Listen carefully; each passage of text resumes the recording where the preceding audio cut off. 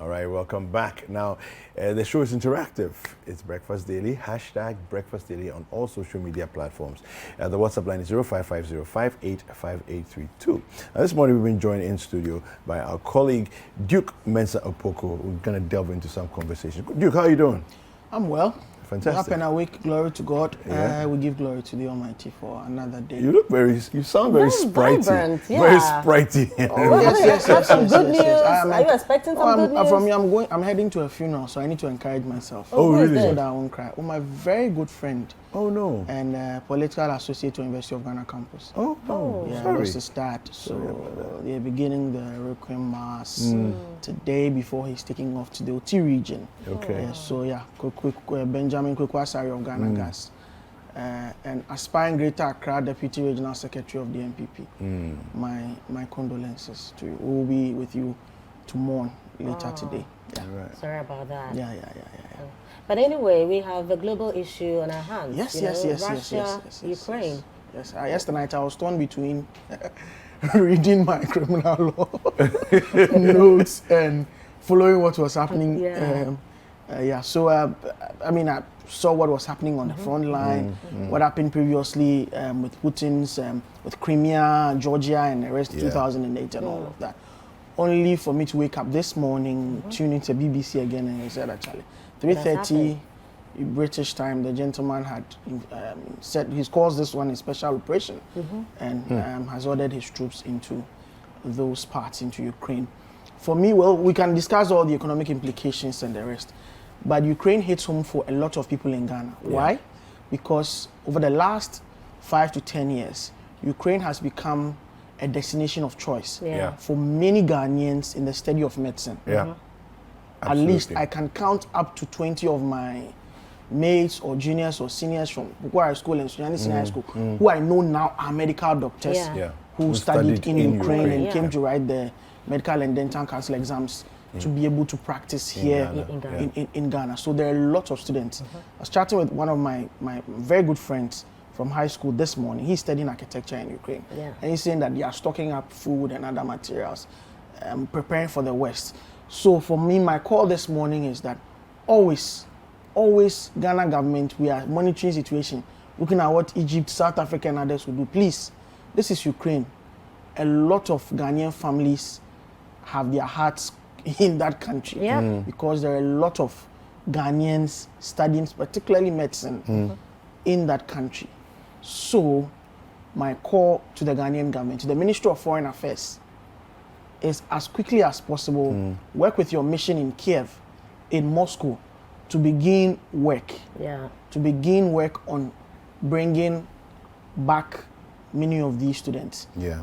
No education is worth their lives. Of course. If it gets to a point where matters escalate, the schools will even be closed down. So what would they be doing there? And at that point, it might be difficult evacuating people. Yes. So with all what is going on in the world with COVID plus this issue, I think that the Ministry of Foreign Affairs, this is a national emergency. They should act quickly and as soon as possible, try as much as possible to see if they can get any means of bringing back students, those who are willing to come, bring them now. Because even the nationals themselves, this morning, most of them are going to the underground tunnels, the subways and the rest, trying to dodge if there will be any airstrikes. And this is in Kiev, the capital. You would think that, of course, the express communication is Putin is moving to Donetsk and Luhansk, but those places which are being held by separatists who are kind of declaring their own independence.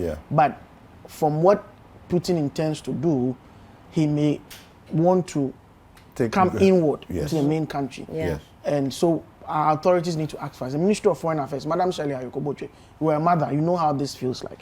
So please, as quickly as possible. For me, I really want to believe that they have a plan. Ghana government has a plan in place. Now, I'm saying this because we you have been want to believe that they have a plan in place? I want to believe. No, okay. I'm saying this because you want to believe or you believe. I want to. No, because I'm not sure, so I can't say I believe. Of course. So I just want to believe that, because this situation has been monitored over the past few weeks, because we've seen this It's building coming, up. It's been building. Yeah. So if this is the time we are now going to monitor, because what will happen has happened already.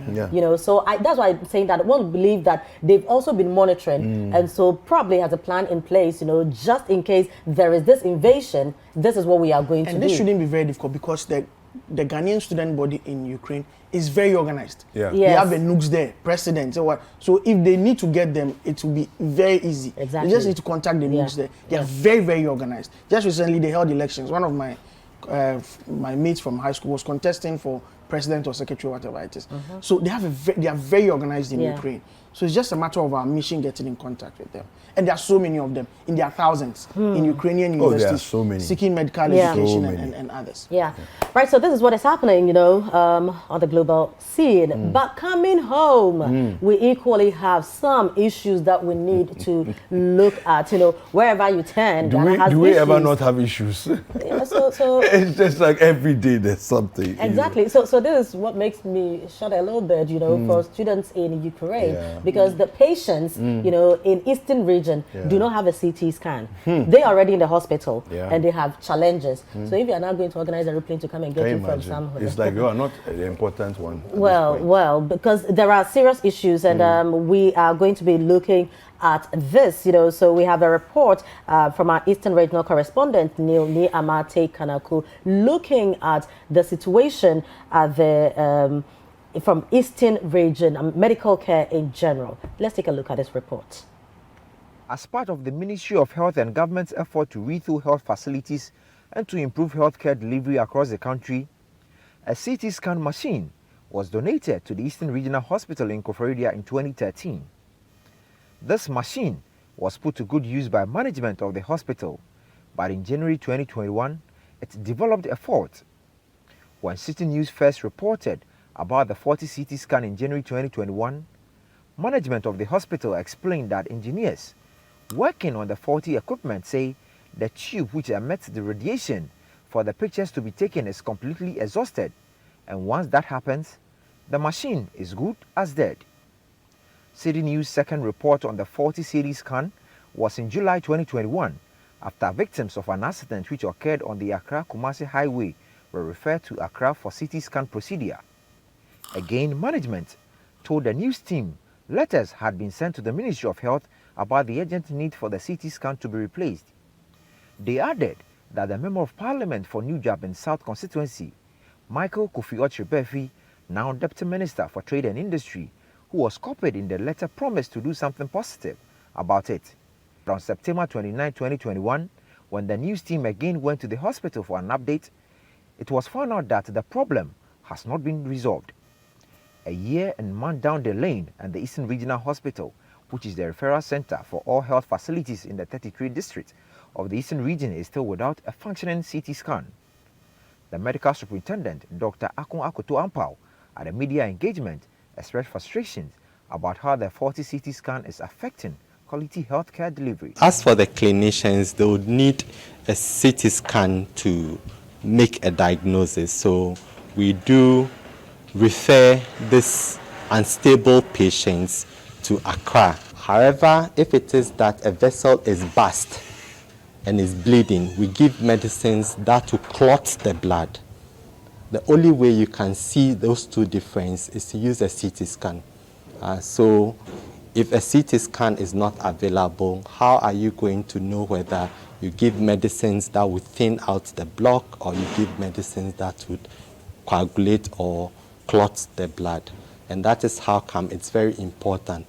You can also relate that in such patients, they really are very unstable, and to travel all the way to Accra just to have a CT scan and come back is really pressing on them. And that is how come at all cost, with you around, we know that the world will hear that we really need the support. The Koforidua Central Hospital is not the only health facility in the region without a functioning CT scan. The SUM and some government hospitals also do not have CT scans.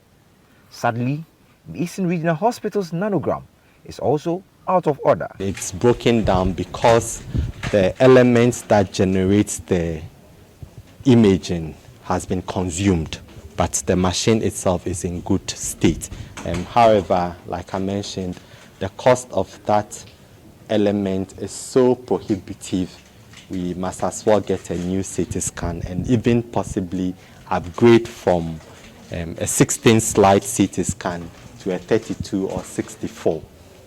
The cost of procuring that is also very high, would appeal to philanthropists and any organization, including the government, Ministry of Health, Ghana Health Service, to come to support us because it's very important in helping make pinpoint diagnosis in the management of patients that come to the hospital. Dr. Akon Akoto Ampao called on contractors who have just begun the construction of the new Eastern Regional Hospital on the Koforidua-Akwadum stretch to speed up work and hand it over for use to lessen huge cost of maintaining the over 70-year-old Central Hospital.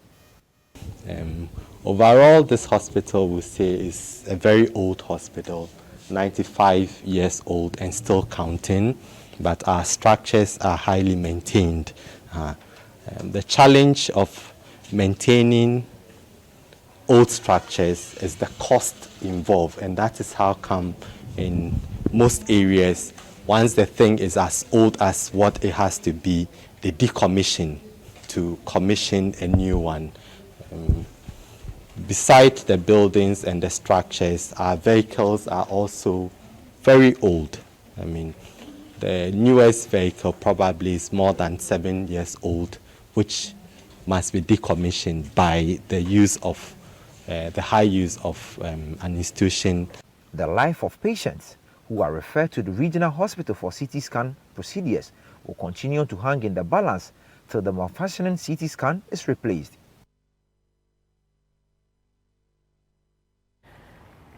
All right, so that's a report by our colleague Neil Amate Kanaku. Yeah. This situation is unfortunate, to say the least, because 2013 they get a CT scan, fantastic. January of 2021, it breaks down. Yeah, it's an unfortunate situation, but it's a machine, so it's to be expected that after what? 7 good years, 8 years of running, you know, it's not a problem that is broken down. But why are we still talking about this? You know, why have the tubes that have expired not been replaced? You know, and I don't get this. What is good about this is that it's not a total destruction, or the whole thing is not like condemned out of use or anything. At all. There's just some parts that need to be fixed. Yes. I don't know if it's taken such a long time for this to be brought to the attention of the authorities, or people have heard and they are not just doing their work. I'll be interested in finding out why over the period, and he's complaining about this, because the Eastern region is very, I won't say it's very wide. Yes, extremely. So look at just the parts that are closer to the Greater Accra region. Yeah. The Abreeze, the Sumus, the Koforidua. Yes. Then you go into another zone. All the way to Volta, the Volta region, yes. The Krobo Enclave, Agomeda, all those places are there. Yes. Before you go to the one that is close to the Volta region, you have Akosombo, Atimpoku, that side. Yeah. Before you go to the Afram Plains, that place, the Ashanti region area. And before the one close to Ashanti region. So it is a very, very wide region. Imagine, this is a regional hospital. Yes. Should be the referral center for the entire region. Yeah. So imagine that there's an emergency and you are Donkokrum. You have to move from Donkokrum to Koforidua. Yeah. You get to Koforidua, there is nothing. There's no CT scan. There's no CT scan. Yeah. You have to come to Kolebu. Yeah. Right, so we've been joined by Neil Amate Kanaku, our Eastern Regional Correspondent. Neil, thank you very much for joining us on Breakfast Daily. Yeah, good morning, Trima. Thanks for having me. Right, so in the first place, how many times have you filed a report on this CT scan? I think the report you just heard was my third report. Third report, you said? Yes, third report on the malfunctioning CT scan in the Eastern Regional Hospital. Right. Do you remember the first time you filed a report? So the first time I filed that report was in January. I think 2 weeks after the machine broke down. My attention was drawn to it by a family who needed the CT scan procedure, and then they were asked to go to Accra, Kolebu for it. So they drew my attention to it, and then I went to see management. I spoke to management, and then that was when they told me that a certain element in the machine had been destroyed, and replacing it would really amount to just buying a new CT scan. So we continued, and then I think somewhere in July there was an accident on the main Accra-Kumasi highway where some victims who were sent to the hospital also needed a CT scan procedure, and again they were also transferred in an ambulance to Accra for that procedure. It got my attention, and then I filed a second report on it where I was told that the Member of Parliament for the area, that is Michael Kofi Ochebefi, had shown interest to assist the hospital to procure or get a new CT scan. Now, in September, same year, by this last year, 2021, I followed up to, I went to the hospital on a normal round, and then I decided to just go and then find out if it had been replaced. But I went there, spoke to management, and then they told me that still the problem persists. And just yesterday also, I went to the hospital again, and then the problem still persists. They are yet to replace the broken down CT scan. Right now, in your communication with management of the hospital, were you told, or given an estimate of how much we need to fix this problem? It's in the millions. It's in the millions, pretty much. Because even with the replacement of that key element in it, management told me that it's good as buying a new machine, as you're speaking of. Yeah. So it's in the millions. I can't quantify it, but it's in the millions. It's quite expensive. Wow. Anyway. Yeah. So, in your estimation, Neil, what is the way forward, or what do you see in your estimation? Yeah, the region, as we speak now, the Eastern Regional Hospital is the #1 referral center when it comes to referrals in the region. Yes. We shouldn't forget that we have 33 constituencies in the Eastern region. Okay. And all these health facilities dotted in all the 33 constituencies rely on the Eastern Regional Hospital, which happens to be the referral center whenever they want to refer acute illness or emergency cases. Now, the two major hospitals in the region, that is the Suhum Government Hospital and then the Insaon Government Hospital, which lies in a critical area in terms of being an accident-prone area. Yeah. You know, the Accra-Kumasi highway, yes, for some time now has recorded a series of accidents. Now, these victims always, in as much as possible, majority of them who have these head injuries would need CT scan procedures to be performed on them for clinicians to diagnose them and then know what treatment to be given to them. Now, these two major hospitals also do not have CT scans. Yeah. So in case or in times of emergencies, clinicians are forced to refer them to the Eastern Regional Hospital, yeah, for that procedure to be taken. Now, here lies the case for over a year and 2 months now. The only CT scan which is available has also developed a fault and is yet to be replaced. So the life of these people are all at risk, because if they need immediate CT scan procedures and then they are referred from an accident scene to the hospital, and then from the Suhum or Insaon Hospital to the regional hospital for procedures to be taken, and then they are further referred back to Accra for these procedures. Look at the time frame which they will spend in this travel in an ambulance. Yeah. You understand? Their chances of survival is limited. Yeah. This particular issue bothers and worries the management of the regional hospital in their quest to save lives in the region, and another top hierarchy or management should take this into consideration and then try as much as possible to replace it. I've had correspondence from the New Job and South MC, that is Jumera Isaac Apple. Yeah. And then the Member of Parliament himself, Kofi Ochebefi, on this particular issue, they've given me an assurance that plans are far advanced to get the CT scan replaced. But the time has been an issue here, and in as much as possible, if the CT scan is replaced, I believe that nobody knows who will be the next victim, accident victim, who will need a CT scan. Yeah. So as fast or as quick as possible, if this CT scan is replaced, it will be for greater good for residents and even other commuters on the Kumasi and the Accra highway. All right. Neil, thank you very much for the report and for speaking to us this morning. We appreciate your time. Thank you. All right. So, Duke, this matter brings up a lot of questions for me.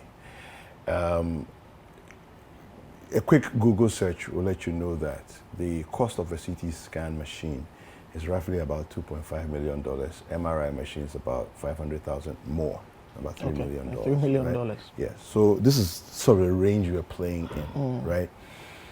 My question is that we put $3 million in a plane to fly in cash to Brazil. What's wrong with us? Priorities, really, priorities. I mean, if they say that you can't quantify the kind of enthusiasm and happiness that such a football brings, but where will be the people to celebrate and make merry when they don't have good health? And apart from that, I don't think that a fraction, even the minutest fraction of the kind of productivity that the country gets out of the Eastern region can be equated to $3 million. Yeah. It's $3 million. Yeah. It's not, you can't compare that. So for me, it's a matter of prioritizing. If we decide to cut waste, even at the Ministry of Health, if we decide to cut waste at the Ministry of Health, people who are, okay, well, I won't go into that.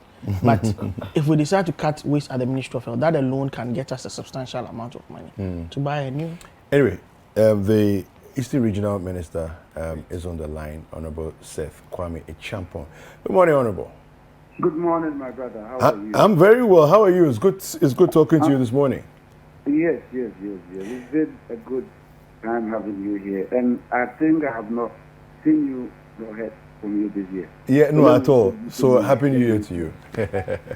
Yeah, so this situation with the Eastern Regional Hospital and the CT scan that we have been unable so far to replace. What's the update that you have on this? Thank you very much. I understand that these units were installed some time ago, probably 8 to 9 years ago, but they work over a period, and we need to, by engineering standards, support and maintain them. I think they've been run and we were not able to fully replace them as we should, or sometimes maybe due to budget constraints, I must admit. However, in the Eastern region, we have been able to manage our own till we lost the element component, which is, as a matter of fact, in the tune of about 1.5 million Ghana cedis to replace the component which is spoiled. Based on management decision, emanated that it would be proper to procure a new one because the spoiled component is almost a quarter of the total cost of the facility. And we couldn't, and we were not able to raise that on our own from the region. And when we fell on the vendor and other people to help support us, we were a bit challenged. However, our quest to have a replacement, the Ministry of Health through the necessary communication channels, is making provisions, which is part of the COVID relief, revamping of health facilities. And so we'll be earmarked to receive one. That is our hope for now. However, we're not sitting on our own. We are still speaking with interested parties who are and philanthropists who are coming to our aid. We are talking across the length and breadth of our knowledge to get this thing replaced. Let me admit, it is quite expensive to have a CT scan. A CT scan is almost around it's over and about $400,000 to purchase one. And so it is quite capital intensive. However, that is the excuse not to get some for the facility. But you understand how the public procurement processes run. And so these are some of the challenges we're going to face. Yeah, right. Honorable, so if you can share with us, because City TV alone has done about 3 reports on this since January 2021. What are the timelines we are looking at? And let me also find out from you, do you consider this a priority, for things that need to be done in the Eastern region? So now this is an absolute priority for us. Health is number one. I mean, if I'm not healthy, I don't think I'd even be able to muster energy to communicate with you this morning. So that is a priority for us first and foremost. To add on into it, as we speak, the Minister of Health is before Parliament this morning. The European Investment Bank supporting us with around 75 million euros to revamp our health facilities. Not just Koforidua alone. I mean, across the country, if your checks go well, most of these machines are breaking down. They were Philips and Toshiba machines which were installed somewhere around 2013, 2014. And I think Koforidua were about the last to have this installation. These have lifespans, just like us humans.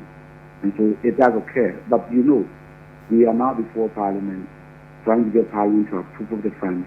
The procurement is quite laborious. And to generate funds in public service, for public service delivery, is time consuming.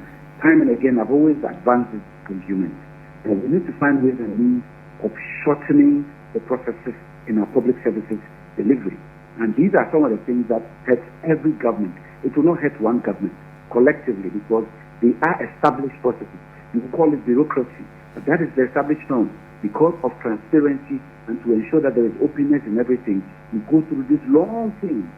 This is a priority, but that is the reality. That is how you can only arrange and get some replaced. Wow. So within what duration are we looking at having this? I agree with you that the process could be quite lengthy, but lives are also at stake here. Precisely my prayer is that we are able to shorten this process and get lives saved, because now in the whole region, when we have a case that we would have to work on, we need to ship them out to Greater Accra. And it is not a pleasant subject for us at all. And so, as we speak, I have the opportunity to have spoken with my colleague, the Health Minister. And we are trying to see what emergency measures can be put in place for us to have one replaced within this year. If possibly, maybe get some. We are getting some support from some people to see something can happen within the next 6 months. Because these are the things that we are pushing to have. Because we are supposed to wait till the entire process is completed, lies to the law. And so we are pushing since this has been broken since last January, and you can imagine, like you said, you don't see that report on it. We've been pushing and pushing and pushing. But at least at the outset of this year, I had an engagement with the minister and the divisional heads. They came for a meeting in Koforidua here, and we took advantage to push them for some answers. And these were some of the results they gave us. So I'm a bit positive that, God willing, within the next 6 months, we should have one. There are some emergencies relief that they are expecting. And when it arrives, we will be in the priority and the preference is to receive some. All right. Right. Thank you very much, Honorable. We will keep visiting you and checking up on you for progress of work. So grateful. We are always welcome, and we are happy that you also take us to heart and follow our issues and help push them out into the front burner. Very grateful. Right, enjoy your day. This is Breakfast. Thank you very much. This is Breakfast Daily. We'll be right back. You're welcome back. This is Breakfast Daily, and we've been having conversations on healthcare delivery in the Eastern region. We earlier spoke to our correspondent and later the regional minister. I'm sure you followed the conversation and you heard it is a priority, but the reality is we have to go through a whole lot of processes. So right now, I don't know which is which. If it is the process that is slowing everything down or the money is not there. So even when we go through the whole process, is the money sitting down? Duke, I don't know what you mean. The money is not there. So it's not about the process. No, but the process today. But the process, no, the thing is, if the money becomes available, you will have to go through a process to get the equipment, which the money will be used to pay for. So there are two evils. One, the money is not there. Now we are told the Ministry of Health is capturing this project under COVID relief, which is good, even though it's not related, but it's good. What matters to us is that the people will get some relief. So that is being captured. We're told the facility will be approved. I've seen something like that in the other paper. We're hoping that today it will be approved, so that money, $400,000 will be. But that brought, when he mentioned $400,000, it brought my mind. Do you know that the cheapest V8, brand new, is $90,000? Wow. Yes, and the most advanced ones can go up to $180,000. Yeah. And our politicians are driving in the advanced in droves in these cars like a Stico. Yes. So just three, like four or three. We are three good. of three. The $180,000 V8. No, if we sell ones. three, we can buy this. The cities we can solve this problem. Three V8s. You know, talking about relief and selling V8s to solve our problems, UTAG has called off their strike, at least for now. Have they? UTAG NEC has suspended. Semantics is very important. I know. So the members have to vote to validate that. As to the legality of that, after the court has ordered them to. Exactly. So I don't know. Well, that will be for lawyers to talk about. But so far we have 2 of them rejecting it, but there are 16 of them. So they have to go around all the 16 campuses and weigh it.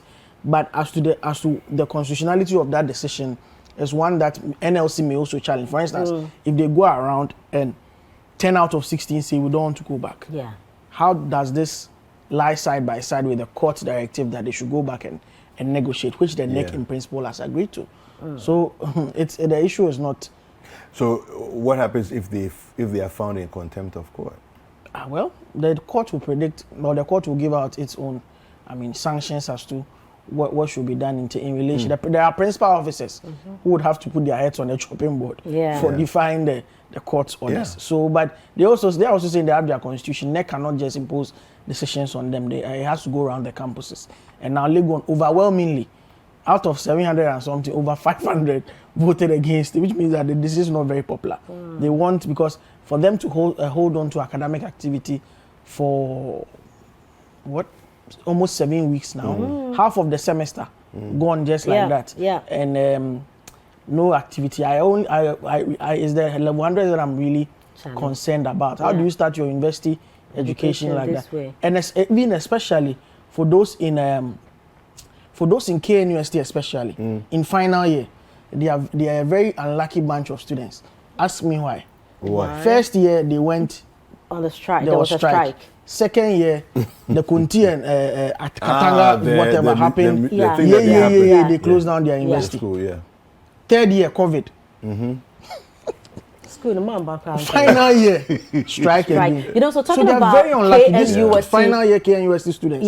Very, very unlucky. So talking about KNUST in particular, you know, one aspect of stakeholders involved in this whole issue is the students' body. And they have also been calling on government, you know, to do the needful just so the lecturers can come back to school. So now with this new decision, what do the students make of this? What exactly is actually been happening, you know, on campuses? City News' bureau chief for the Middle Belt is Edward Opomafo, and he is somewhere on the campus of KNUST. What is going on? Thank you for your time, Edward. Thank you very much, Rema. So what is happening on campus? No, are you on the campus of KNUST? Yes, I'm here at KNUST. No, what can you tell us? Well, Rema, relatively, the campus is busy. well, it's not as busy as it used to be. Normal academic work is going on. And for the past few weeks where the UTAG members declared a strike, the campus actually looked almost deserted. But following the decision by the National Executive Committee of UTAG to say they are suspending it and it is subject to a voting by the various universities, and Point University management also came out to say that students are supposed to resume today, that's academic lectures actually. A number of students have started coming in, and I have been to some colleges.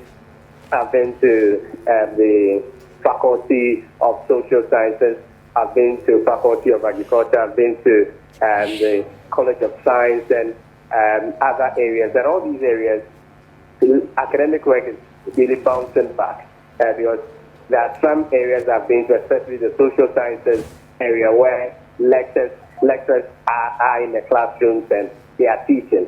And some students who are waiting because they said most of the lectures were supposed to start at 8. As we speak, some have started, some have not started, and also some of the lecture rooms also look very dirty, so the cleaners are still trying to clean the places up, and students are waiting outside. So relatively, it appears life is bouncing back. Yeah, so Edward, have you spoken to any students? What are their hopes and aspirations, knowing that at the NEC level, the decision has been accepted to, return, call it off for 2 weeks as they negotiate. But some of the other campuses have already begun to reject the decision at the NEC level. Well, although I've spoken to so far, there's this feeling of uncertainty. Many of them actually don't know what is going to happen after this 2-week period that the lectures are going to be here. And within this period, the NYC UTAG members are saying that they have up to about 4 days. That's the days that they have given. So within today, up to the next 4 days, they will be voting on the decision as to whether they will reject the next decision or not. So since their lecturers have actually not voted to come out to say that, well, we are taking the same decision just like Winneba and University of Ghana, they are just trying to enjoy it while it lasts. That's within this period. So there are certain final year students, especially some of them are working on their thesis, they are unable to have access to their supervisors and all that. So some are very frustrated, and that has been a feeling. And I also tried even engaging some of the lecturers who are in the classroom just on condition of anonymity. Some of them actually indicated to me that, well, although the university management has come out to give a directive for them to return to the classrooms of which they have started, they are torn in between the management and their membership, because while the management wants them to be there, some of their members, that the youth members, are also trying to tell them that, well, you shouldn't actually say, well, you're going to the classroom, it appears you are betraying the rest of us. So they're torn in between. That has been the feeling. But I have some students here that I'm just trying to engage to basically know from them how they feel about this. One young man is here. Hello, what's your name? Oh, so Emmanuel, which year are you? Yes. But so for first years, you have not been to a lecture hall before, and today, they say your lectures are coming. How's it feeling like? What have they been telling you? Or like they say you should come, and like there's nothing going. I don't even see anything like that. I don't even know what to do and even where to go. So this is the first time. Okay, so you have been told to come in, and you don't even know your lecturer. People are just talking about and all that. You ask them, go here, like I don't even know what to do now. So as okay, your timetable. What courses are you supposed to have for today? Well, I think we have what program first of all? BSc Agriculture. So I think we have a Genesis and Physics. Yes. And these are the ones that you are and this morning. And where are your colleagues? Do you even know them? Yeah, I just saw someone and I asked him, like, when I was like, he's coming or something. I think this one is my colleague, so we are all just here. You can see them, I just sit them down doing it, as you can see. And so it appears you're very much confused. You don't know who to talk to and all that. What do you want to be done as a student?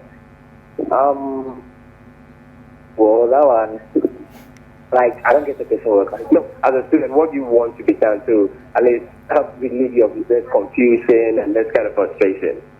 Well, like, right now, I don't even know what to do, but I think the best thing is, like, if maybe you see our course mates and you talk to them, maybe they could figure out something. Because right now, I just came and I don't even know where to go, like, you see, so. Prema and David, that's the situation here. A young man here, he says it's very much confused. Let me get to another man here too.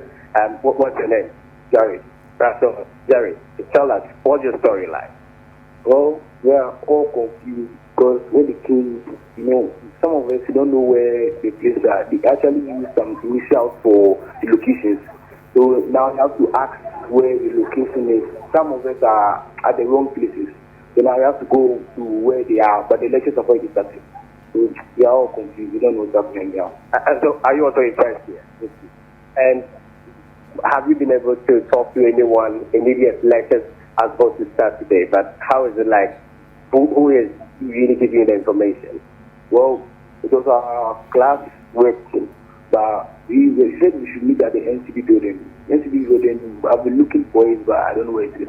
So kind of confused on where to go. So sometimes when they ask people don't also know because they don't know where they are going at the moment. So a lot of us are confused. Some are wondering if lectures will happen today or not happen today. So we are just waiting to see. So for you, what time was given for you to start your first lecture? Our first lecture was 8 o'clock p.m. Yeah. And it's almost 9 and you don't know what to do. Yes. Right.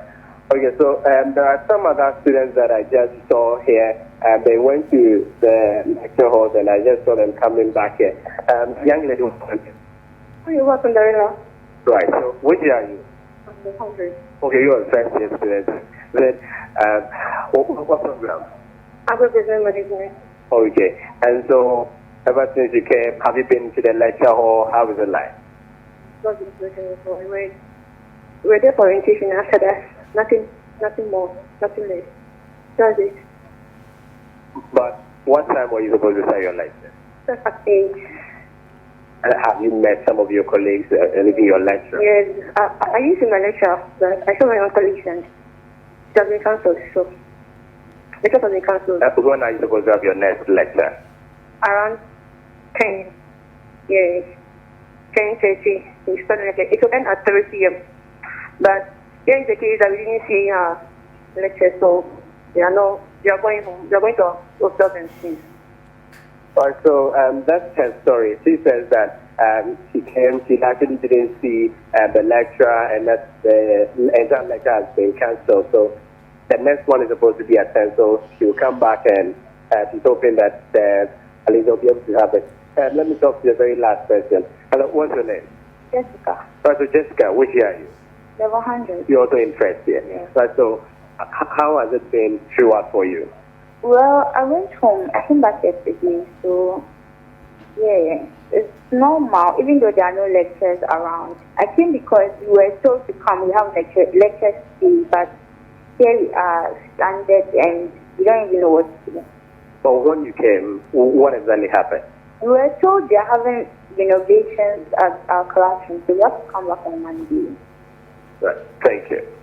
Right, so Prema and David, that's the story here at KNUST. All right. Yes, Duke. I want to find out from you exactly when the KNUST lecturers are voting. You said there are 4 days, but we know exactly when they are voting, number one. And number two, what is the impact of whatever is going on, you know, there's a whole economy that has developed around the university. Yeah. Go to ADRC, GNRC, and the rest, Kote and all that. There's a whole economy that has developed around the university. How has that been affected by this protracted strike?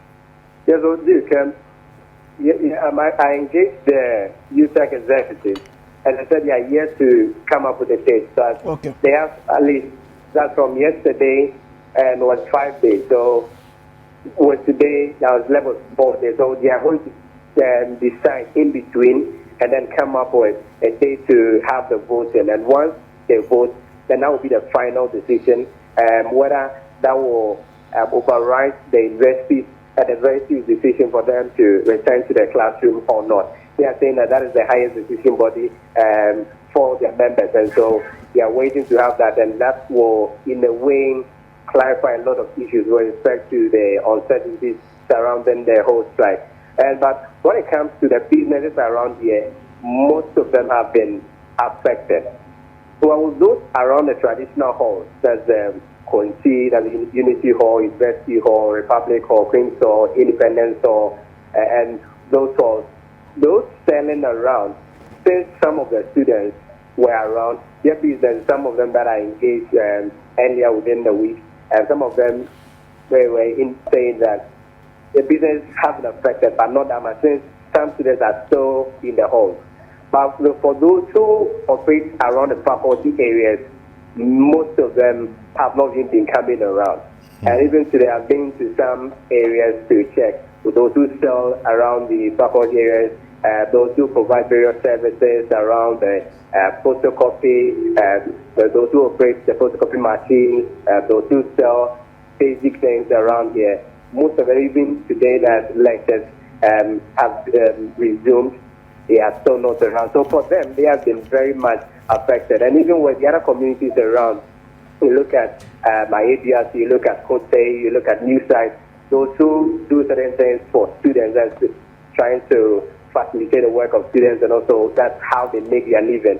They have also been badly hit because of the strike. Okay. All right. Edward Opoku-Afoh, thank you very much for that update and for the work that you're doing on campus. Thank you very much. We appreciate your time. Thank you. So, it's important government does what it has to do to solve this problem once and for all. Yeah. Because, see, it's getting a PhD is difficult.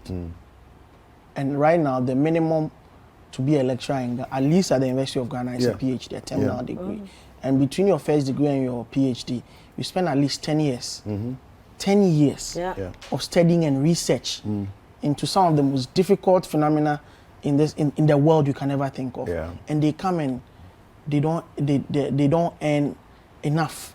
I mean, there are people who say that the stipends they were earning as students in the United States and the United Kingdom on scholarship is higher than their salary when they come to teach in Ghana. It's also unfair for people who spend so much time, so much part of their life. Most of them go and see these lectures, some of them 45, 42, their kids are 3 years, 2 years, a year old. Why? Because they spend most of their productive time studying to get PhD so that they can become lecturers. Apart from the prestige, I mean, go elsewhere. Lecturers make a lot of money from what the research and the patents and the innovations and the rest that they do. But look, come here. A lecturer's entry level of as low as 4,000 and 5,000, 4,000 cedis in today's Ghana for a PhD holder. Please, I support them all the way in what they are doing. Not because I'm being taught, because I'm a specialist. But are your lecturers watching you? Well, they are watching, but I'm paying full fees. So they can't decide not to teach me. But the point is, it's sad seeing some of my other post-first degree law students and other undergraduate law students not being taught, who have to them quote unquote tearing their back to come and tap from whatever they are being taught as students. It's not fair. It's not fair. I think that government needs to do something about it. An idea just popped up. There are so many Ghanaians who are going outside the country to gain some professional skills, and they come back to write exams here to qualify here. Why don't we think of a levy? Law students who go and come back to qualify here. Medical students, we're talking about medical students, pharmacists, architects, surveyors, accountants who write international foreign exams. Why can't we levy a portion of it so that if they have money to go outside and go and study, once they are back, they should contribute something little to our lectures? No, I disagree with you. Well, I think it's something that they should look into. So my so that we can so that we can better the system so that over the years people will not go outside to go and study. Why I disagree with Duke on this call is the fact that ideally I should be able to enjoy quality education in my country. Right, yes. Now, because of the challenges that people go through, I am speaking like this because I am a parent and I know how much I am. You won't take your children abroad. Well, if things do not change, so when you come back, contribute something to make the system better, so that your children will get the best. I will not. That's my suggestion. And if this comes up, I will rally, people to fight against seriously, it. I think we should think about it. No, because you see, let's look at health. If we have everything in place, I don't have to travel, spend so much, even with fare, traveling fare, just to go and get healthcare somewhere else. If things are done properly, I don't have to even travel. I don't have to take my children to international schools just so they'll get quality education. Why would anybody want to go outside to study if our system for so many reasons. For instance, when it comes to medicine, for instance, we are so fixated on maths and English that there are people who make 6 A's, but they make a C and D in maybe English and maths, right? Yeah. You need that, a bit of that. But medicine is not really based on these things. So because of that, they will go to Ukraine or they'll go to South Africa. No, but even so the thing is, when COVID came and airports had to be closed, we saw what happened in this country. Yeah. We saw the people who died, people who had money, But for the airports being closed, they wouldn't have been in Ghana. Now we were all locked in here. My argument is simple. If you have the means to be able to travel outside, they don't have the means. Let me make the point. If you are back and you are coming to qualify to work in the jurisdiction, at least as part of your exams fee, pay something. Do you know how much you borrow to go outside the country? I'm saying that pay something small. We borrow to go outside the country. It is the government's to make the system better, so that your children will not suffer like you did. No, pay something small. No, but the system must work. That is all I'm saying. So you don't put pressure.